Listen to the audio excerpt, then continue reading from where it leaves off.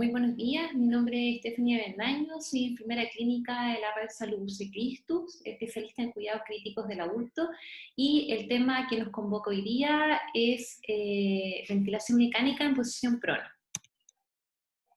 Para comenzar vamos a hacer una breve introducción.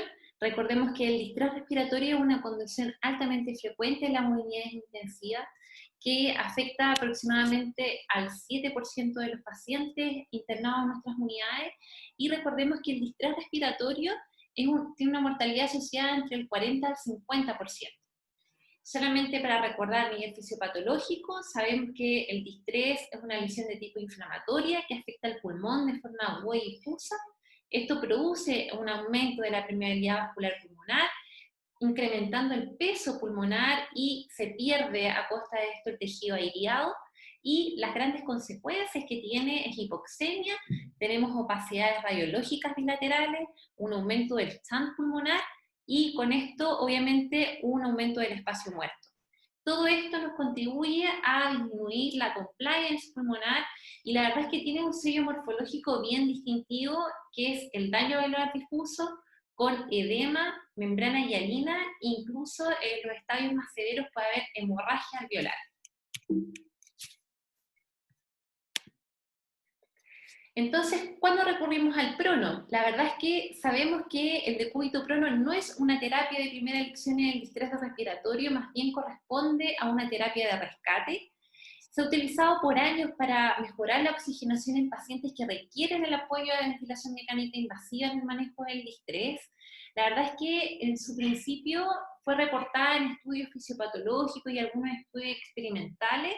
El primer reporte que se tiene a un paciente efectivamente en prono es en el año 1976, pero sabemos que hoy en día, aún en la mayoría de los hospitales de Chile, tenemos una subutilización de esta técnica.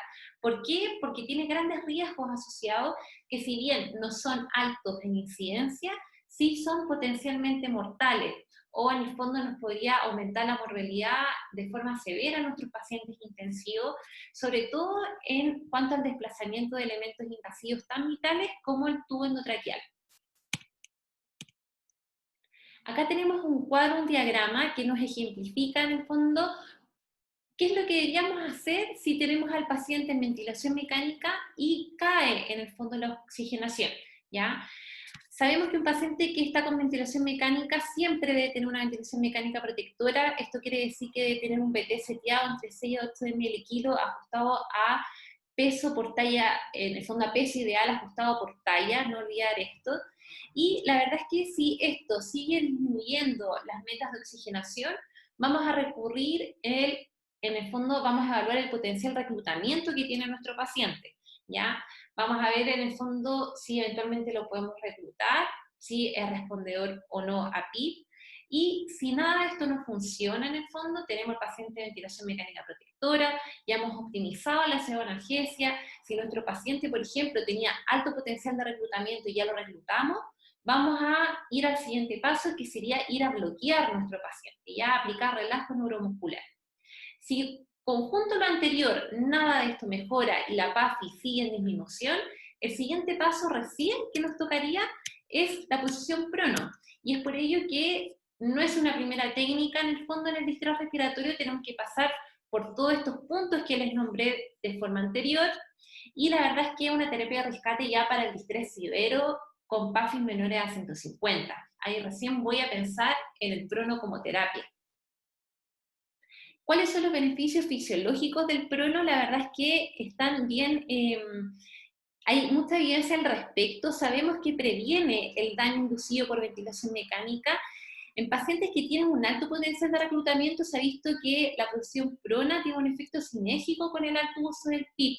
La verdad es que cuando los ponemos boca abajo, estos pacientes requieren menos PIP, en el fondo de forma externa, del que seteamos en el ventilador. A su vez, el prono logra reclutar unidades alveolares que estaban colapsadas, ¿ya? Y porque de alguna forma va a lograr vencer la presión de cierre alveolar. A su vez va a mejorar la oxigenación pulmonar porque logra en el fondo lograr reperfundir a todo el tejido en el fondo que teníamos hacia dorsal, en el fondo, y mejora la relación ventilación-perfusión en todas las áreas del pulmón. y por esto logra homogeneidad, porque logra mejor distribución del aire en todo el parénquima pulmonar y logra de alguna forma también disminuimos el peso del corazón y del mediastino sobre el pulmón, ya que en condición ventral en el fondo sabemos que el corazón y el mediastino descansan sobre la base pulmonar y al dar vuelta al paciente tenemos una disminución del 60% aproximado del peso que teníamos en un inicio, ¿ya? Conjunto con todo esto, el paciente logra mayor distensibilidad pulmonar. ¿Cómo se validó la posición prono? Fue mediante el estudio PROSEBA, un estudio, en el fondo un ensayo clínico randomizado que se hizo en el año 2013, que logró reclutar un N importante de pacientes, incluyó el estudio 466 pacientes en distrés severo, de los cuales fueron randomizados 234 en el grupo supino y 240 en el grupo prono, pero este grupo prono, ojo, que estuvo en esta posición por 16 horas continuas. ¿Cuáles fueron los criterios para detener el prono? Fue lograr una PAFI mayor a 150, requerir un PIB menor a 10, una FiO2 menor a 60, y esto se tenía que cumplir al menos 4 horas después, en el fondo, de haber supinado nuevamente al paciente. ¿Qué fue lo que ocurrió en este estudio? La verdad es que la mortalidad bajó drásticamente, al menos en la mitad. Del grupo que se mantuvo en supino, murió a los 28 días un 32% versus el 16% que fue puesto en prono. Es la mitad en el fondo. La mortalidad de los 90 días también se vio impactada de igual manera. El 41% del grupo de supino murió versus el 23% que fue puesto en prono. Y la verdad es que sabemos hoy en día, a raíz de este estudio y de muchos más que se han hecho al 2020, que si nosotros aplicamos esta terapia, sabemos que no es de primera elección, pero si lo aplicamos de forma temprana, ya cuando tenemos una evolución de la PAF menor a 150, habiendo optimizado las medidas anteriores, y si perpetuamos esto por sesiones prolongadas, la verdad es que los outcomes son muy buenos en las terapias intensivas. Como toda técnica, tiene contraindicaciones, algunas que son absolutas y otras que son más bien cuestionables y relativas a discutir. Las absolutas son en pacientes politraumatizados, pacientes que estén embarazadas, pacientes que tengan inestabilidad de columna, o cuando yo sospecho y ya tenga diagnosticada francamente una hipertensión intracraniana porque va al desmedro del outcome neurocrítico. Las condiciones más bien relativas son grandes cirugías abdominales o torácicas recientes, hay que ver en el fondo cuán reciente fue y cuán en desmedro puede ir, por ejemplo, de la hipertensión intraabdominal que se puede generar en posición prono. Grandes quemados, obviamente, sobre todo si son grandes quemados a nivel ventral, y pacientes con gran inestabilidad hemodinámica que no hemos logrado corregir. Y acá les puse un signo de alerta que el IMC no es contraindicación de prono. Ya un paciente que tenga sobrepeso u obesidad va a necesitar en el fondo mayor cantidad de operadores durante la técnica, va a requerir mayores cuidados, en el fondo siempre pensando en el insumo material y en el equipo, en el fondo humano, que va a realizar la técnica, pero no por eso la vamos a dejar de hacer. ¿Existen riesgos asociados? La verdad es que por supuesto que sí, tenemos complicaciones reportadas. Dentro de las que se reportan con mayor incidencia tenemos las úlceras por presión, que se reportan aproximadamente en un 30%, y de ahí en adelante la verdad es que la incidencia que ustedes ven es muy bajita, pero el gran temor y por qué todavía utilizamos esta técnica en muchos centros es por el riesgo que tiene en el fondo de desplazamiento de elementos invasivos como extubaciones accidentales, ya retiro del tubo endotraqueal mientras realizamos la técnica, o por ejemplo, retiro o desplazamiento del catéter venoso central o de la línea arterial, o de otros elementos invasivos como podrían ser algún drenaje pleural. Acá tenemos algunas de las lesiones que se pueden producir en las zonas más frecuentes. Estos pacientes van a tener mucho edema facial, sobre todo por la gravedad, y es por ello en el fondo que estas zonas son las más afectadas, zonas en el fondo ventrales, frontales en cuanto a la frente, en el fondo globo ocular. Las zonas en el fondo, en el caso de las mujeres, las zonas de las mamas se deben proteger muy bien si no terminan con grandes OPP, y en el caso de los hombres no olvidar la zona escrotal y testicular, ya que también sufre mucho y también se hematiza mucho en la posición prono. La verdad es que las revisiones sistemáticas y los diversos metaanálisis que han salido hasta ahora muestran que la ventilación mecánica invasiva en prono es segura y no incrementa el riesgo de complicaciones siempre y cuando sea llevada a cabo con grupos con expertise. ¿Ya? Esto es fundamental, poder entrenar al equipo para que adquiera cierta experiencia en cuanto a la maniobra. La verdad es que donde se reportan más efectos adversos son justamente en centros donde no tengo capacitado al equipo ni entrenado para realizar esta técnica, y es por ello que es fundamental la creación de protocolos ya a nivel multidisciplinario para llevar a cabo con éxito y para mantener la técnica, porque recordemos que no basta solo con dar vuelta, sino que tenemos que lograr mantener por sesiones prolongadas en el fondo a nuestro paciente en prono para lograr mejorar la oxigenación en el fondo a largo plazo. ¿Y cuáles son las implicancias para el equipo de salud? La verdad es que debo considerar muchas cosas antes de realizar la maniobra. Primero debo valorar e informarme en el fondo de qué tiene mi paciente, en el fondo qué elementos invasivos, con qué drogas vasoactivas lo voy a dar vuelta, en el fondo qué es lo que tengo a disposición en el servicio, etc. Después tengo que ver cuál es mi real recurso material y recurso humano, tengo que ver también aspectos logísticos y tengo que evaluar previamente las zonas de apoyo para ver cuáles van a necesitar mayor cobertura. Acá tenemos un paciente ya puesto en prono. ¿Qué tengo que hacer primero?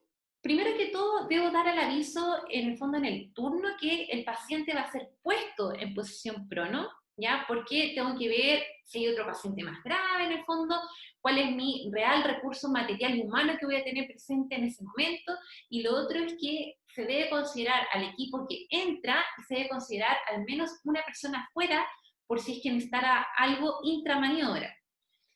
¿Cuántos van a pronar? Van a ser 4, más un líder, que es el que va a estar a cargo de la cabeza y el tubo endotraqueal. Y estas 4 personas podrían ser variables, incrementándose en número, en caso, por ejemplo, pacientes que tengan un IMC elevado. Claramente me va a costar más dar vuelta a un paciente que tenga obesidad en el fondo encima. Y pacientes que tengan algún dispositivo extra. Por ejemplo, debo considerar un operador más si tiene algún tubo pleural, ¿ya? Para que ese operador se haga cargo del tubo pleural específicamente. Sobre todo, por ejemplo, pacientes en ECMO, ya que también pueden ser puestos en prono, pero debo dar aviso al equipo de perfusión. En el fondo, si es que ocurre algún incidente, debe estar presente, por ejemplo, que se decanulara a mi paciente, y debo tener a alguien en el fondo a cargo de las cánulas del ECMO, ¿ya? Esto es fundamental. Las instrucciones del líder deben ser siempre claras y se debe resolver toda aquella duda antes del procedimiento. Tengo que disponer de tal forma el monitor, el ventilador mecánico, las bombas de infusión y los cables que no me entorpezcan el movimiento. Es por ello que debo desconectar todo aquello que no sea fundamental durante la maniobra a mantener, y la verdad es que lo que quiero evitar a toda costa son desconexiones innecesarias y no programadas. Entonces, la verdad es que cuando yo ponga al paciente en prono, lo que voy a tener solamente andando en la monitorización del paciente es la capnografía, porque en el fondo tengo que ver si es que el tubo endotraqueal se me desplazó, la saturación de oxígeno, que es lo que me interesa, y tener conectado al AMBU. Todo el resto de los cables, los electrodos, la línea arterial, cables de temperatura, la verdad es que para hacer el procedimiento no son necesarios. Debo asegurar una correcta sedación y un bloqueo neuromuscular. Aquí es perentorio, ya desde el paciente sabemos que pasamos por una serie de pasos previos al prono, pero el paciente debe estar muy bien sedado, ¿ya? Y este paciente debe estar bloqueado también. Debo asegurar un SAS 1 y un TOF entre 1 a 2, un BIS 40-60 ojalá, si es que tengo disponible el BIS. Y la verdad es que debo considerar la hemodinamia previa de nuestro paciente. Con esto, lograr titular las drogas vasoactivas, corregir alguna arritmia, porque la idea no es pronar a nuestro paciente cuando esté inestable desde el punto de vista hemodinámico, y mantener todas aquellas bajadas de infusión libres de acodadura y que se mantengan así durante el procedimiento. ¿Cuáles son? Ultra necesarias que se mantengan libres de acodadura, drogas vasoactivas y sabanalgesia. Todo el resto de las bombas de infusión se podrían desconectar eventualmente durante la maniobra, exceptuando obviamente si el paciente, por ejemplo, se encontrara con nutrición parenteral, ya que se recomienda la no desconexión por el alto riesgo de infección, ¿ya? Lo otro importante es volver a considerar poder fijar nuevamente el tubo endotraqueal. ¿Por qué? Porque estos pacientes van a tener una un drenaje de secreciones incrementado, ya por la posición, por la gravedad más que nada, van a tener en el fondo salida de contenido por la boca y las fosas nasales de forma abundante y frecuente. Y es por ello que muchas veces la fijación del tubo endotraqueal se nos va a mojar y con ello corremos el riesgo de que el tubo endotraqueal se desplace. ¿Ya? Entonces, por esto es fundamental que volvamos a fijar el tubo endotraqueal, fijarnos bien a cuánto quedó, para saber en el fondo, puesta en prono, que sigue en el fondo a la misma cantidad de centímetros. Debo utilizar un circuito de aspiración cerrada. Esto ya lo teníamos incluido previo al reclutamiento del paciente para evitar el desreclutamiento. Si tengo, por ejemplo, una TRACSCARE disponible, debo ocuparla. Y también debo considerar curar todos aquellos elementos antes de la maniobra, porque es mucho más difícil después curar al paciente en posición prono. Ya requiere mucho equipo, en el fondo hay alto riesgo de desplazamiento. Es poder hacer todo lo que pueda hacer en supino antes de pronar a nuestro paciente. Aunque suene de perogrullo, debo asegurar el freno de la cama y sacar el respaldo de la cabeza para poder maniobrarla mejor. Y debo considerar una muda de cama completa, porque aquí se aprovecha, mientras el paciente esté lateralizado, que después lo vamos a ver en un video, de cambiar todas las sabanillas y todas las sábanas para poner sábanas nuevas al momento de dar vuelta. Porque después ya puesto en prono, vuelvo a reiterar, el riesgo de desplazamiento dispositivo es alto para cambiar cualquier otra cosa extra. Debo evaluar presencias de UPP previas al procedimiento y la verdad es que también debo saber si mi paciente tiene algunas limitantes del movimiento, porque aquí el riesgo que tengo de luxar algún plexo es alto, ya durante la maniobra y después durante los cambios de posición en prono. Debo proteger algunas prominencias óseas que se encuentren más marcadas, como los trocantes, en el fondo zonas del hombro sobre todo. Preparar un cojín de apoyo facial, que es un cojín en forma de C, que lo que me va a hacer, me va a descomprimir, va a quedar puesto en el fondo en C desde el arco de la cara, que me va a descomprimir el globo ocular y la zona mandibular, y la oreja también, que se encuentra impactada. Y lo otro que debo hacer es suspender la nutrición enteral, ojalá 4 o 6 horas antes del procedimiento. Recordemos que este no es un procedimiento de urgencia, que es un procedimiento que es planificado. Ya, por ende, podría tener eventualmente algunas horas antes para desconectar la nutrición enteral, y si no tengo disponible en el fondo estas horas antes porque fue una indicación de última hora, la verdad es que debería desconectarla desde el momento en que sé que mi paciente va a ser puesto en prono. Lo otro es aspirar sí o sí la sonda nasogástrica o nasoenteral previo al procedimiento. ¿Cuál va a ser la posición de nuestro paciente? Va a ser esta, la posición nadador. Si ustedes se dan cuenta, así va a quedar finalmente nuestro paciente, en donde el brazo y la pierna en el fondo, si ustedes se dan cuenta, aquí nuestra paciente se encuentra mirando hacia la derecha de la pantalla y el brazo quedó a la misma altura, quedó levantado, y la pierna del mismo hemicuerpo también. ¿Ya? Todo el resto, como ustedes ven en esta otra foto, quedó abajo. Aquí va a ser fundamental el uso de almohada. Yo no necesito llenar de tegader, de hidrocoloides, de apósitos avanzados las prominencias óseas de mi paciente. Basta con que realice el cambio estricto de posición cada 2-3 horas para que mi paciente no haga UPP, o poner de forma correcta las almohadas también. Por ejemplo, debería descomprimir una almohada la zona mamaria y la zona genital, y posibles elementos invasivos que se encuentren en esta zona, como por ejemplo catéteres venosos centrales en el fondo femorales o catéteres de hemodiálisis que quedan frecuentemente puestos acá. Y lo otro es que poner una almohada en esta zona me permite realizar el aseo genital, ya que es fundamental porque la mayoría de nuestros pacientes va a estar con sonda Foley, ya para evitar las actitudes asociadas a esto. Y lo otro es el cojín en C, que va a estar dispuesto en esta parte donde yo le estoy apuntando de la cara, que va a descomprimir el globo ocular y la mandíbula del lado que quede apoyado. ¿Qué cuidados debería considerar durante el prono? Debo mantener la ventilación mecánica protectora, debo aplicar una gasometría previa en el fondo del procedimiento y posterior, se recomienda 2 a 3 horas después de haber puesto en prono, para ver cómo quedaron los gases arteriales, para ver qué impacto tuvo. y valorar siempre la estabilidad hemodinámica y ventilatoria previa a la movilización. Se recomienda dejar en estos pacientes el trendelémbolo invertido por el alto edema que van a tener, sobre todo a nivel facial, si es que yo mantengo la posición normal. Esto es para, en el fondo, poder descomprimir la cara, sobre todo, y evitar UPP.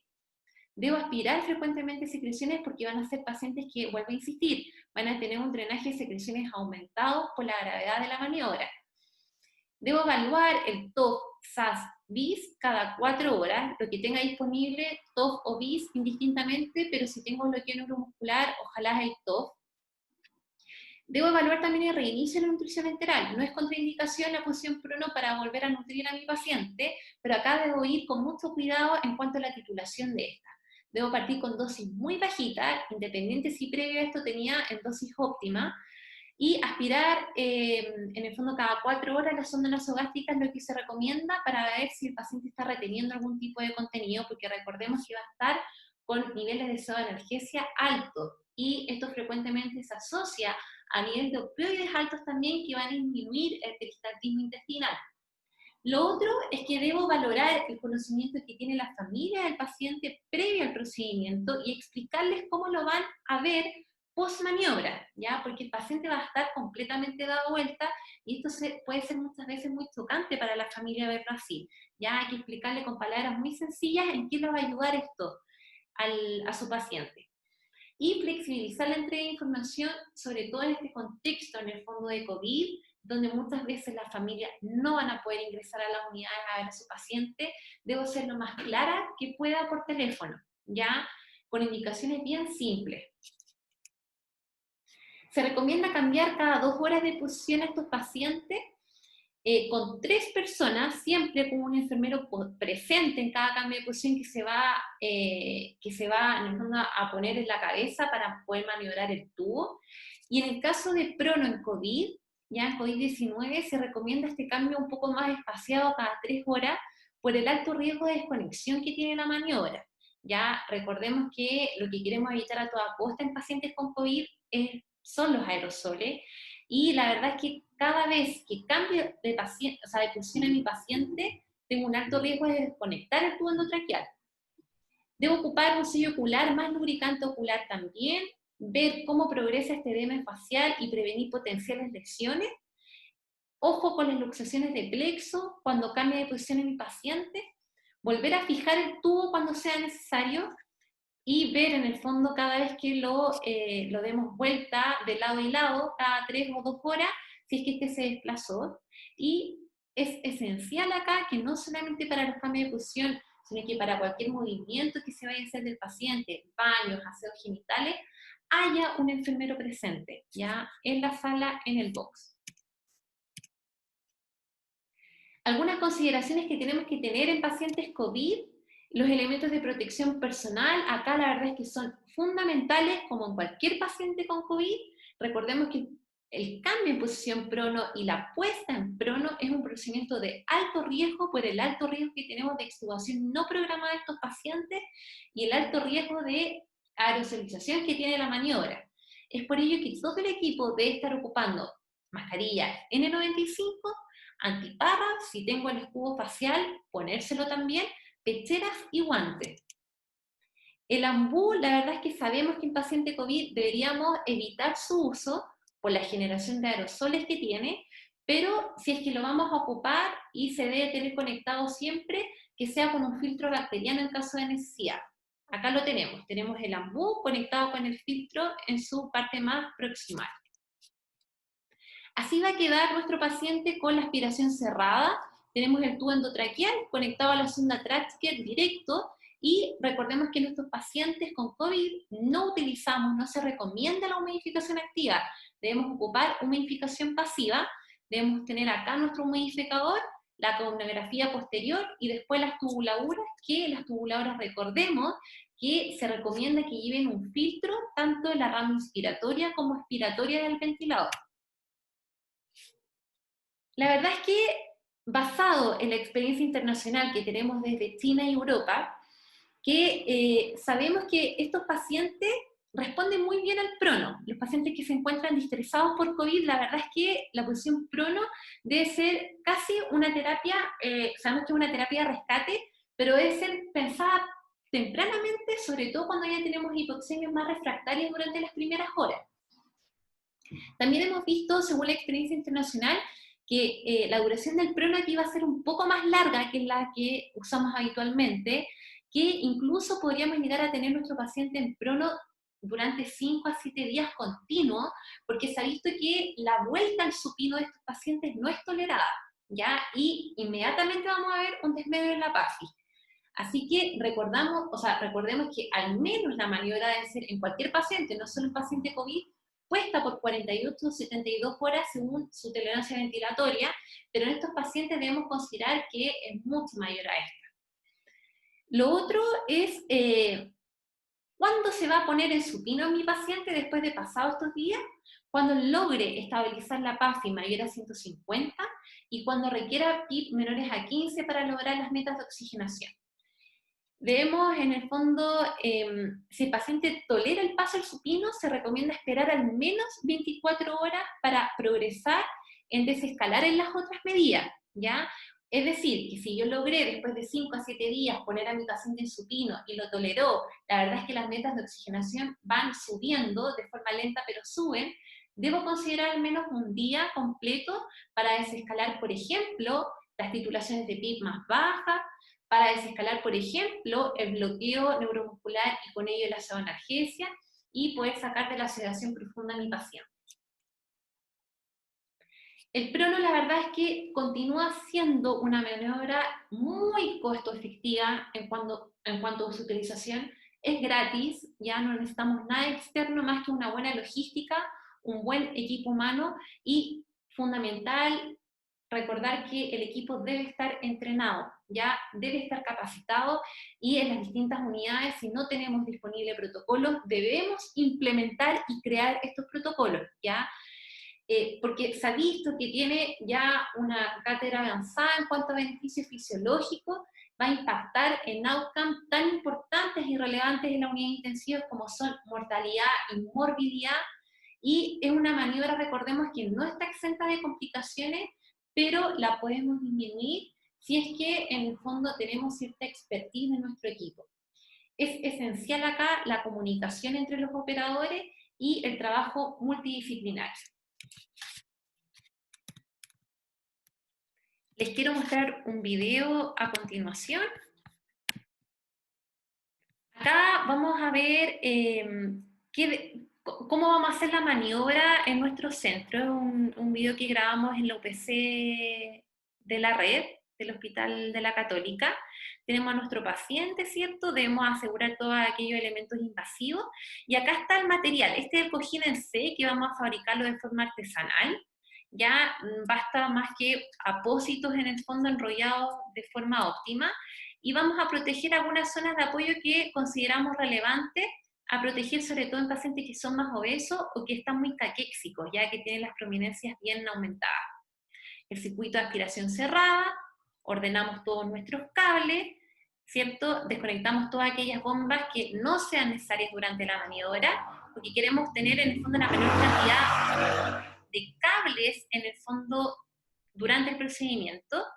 Vamos a poner la Foley entre las piernas del paciente y siempre debemos tener nuestro paciente estable desde el punto de vista hemodinámico previo a la maniobra, ¿ya?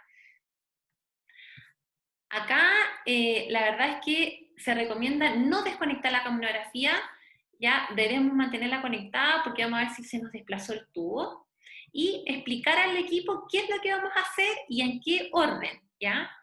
Acá está el enfermero en la cabecera del paciente, firmando el tubo endotraqueal.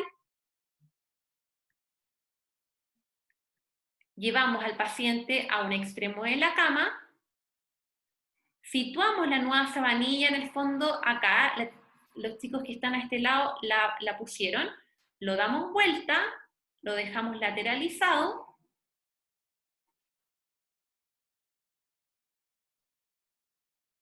acá debemos sacar todos aquellos electrodos en el fondo y conectar, los tenemos sacados previamente, pero debemos volver a reconectar en la zona dorsal del paciente y acomodamos nuestra paciente finalmente en la nueva posición.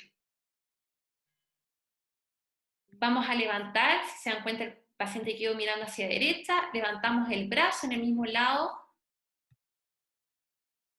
nos falta levantar la pierna de este mismo lado también para que quede en posicionador. Y aquí la verdad es que vuelvo a insistir, no necesitamos grandes apósitos ni pegadero, basta con que sitúe bien la almohada y el estricto cambio de posición cada 2 o 3 horas según sea el requerimiento del paciente. Acá tenemos la otra almohada que nos va a permitir hacer el aseo genital o poder curar algún elemento femoral.